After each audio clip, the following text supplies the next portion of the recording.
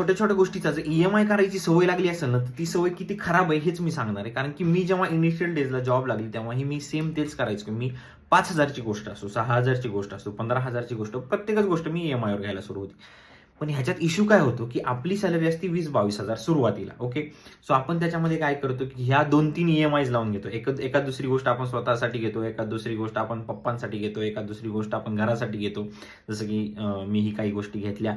तर त्याच्यामध्ये गोंधळ असा होतो, की 2-3 EMI एकदाच लागतात आणि त्याने गोंधळ असा होतो, की आपले जे पर्टिक्युलर अमाऊंट आहे ते तो चंक ऑफ मनी जातो पुढचे 6 महिने 7 महिन्यासाठी, ते आपल्याला कळत नाही. त्याच्यामध्ये गोंधळ असा होतो, की 6 महिन्यासाठी ती अमाऊंट ब्लॉक आहे, 7 महिन्यासाठी ती अमाऊंट ब्लॉक आहे. सो ह्या गोष्टी करणं टाळा.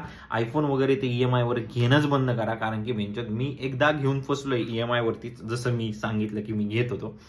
सरळ सरळ सांगतो, की आयफोन काय करायचं, जुनं मॉडेल जे तुमच्याकडे 13, 12, 14 जे काही आहे, दुकानात जायचं, वरती 10-12 हजार रुपये, 15,000 रुपये अमाऊंट द्यायची. त्याच्या पुढचं जे व्हर्जन जे वॉरंटीमध्ये आहे ते घ्यायचं. सेम करायचं त्याच्या पुढच्या वर्षी. वॉरंटीमध्ये आहे ते घ्यायचं, हे जुनं देऊन टाकायचं.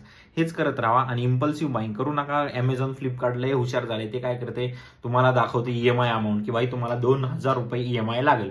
आता आपण काय विचार करतो, आपली सॅलरी 20-22,000, 2,000 ने आपलं कायच असं बिघडणार आहे.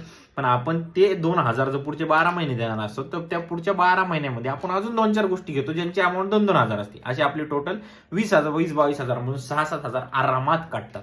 सो असा आपल्याला चुत्या बनवला जातो. सो कोणतीही गोष्ट घेण्याच्या आधी विचार करा पाहिजे की नाही, आणि जर नसेल पाहिजे, डिले होऊ शकत असेल तर डिले करा आणि पैसे साचून घ्या. कारण की माणूस आहे ना, खिशातून एकदम 50,000 खटकून काढून देणे आणि 2,000 महिन्यात देणे ह्याच्यात फरक असतो. आणि हेच जे माणसांचं किंवा कस्टमरचं जे पॅटर्न आहे ते कंपन्यांनी शिकले, म्हणूनच आपल्याला त्या तशा चिवत्या बनवायला लागल्यात.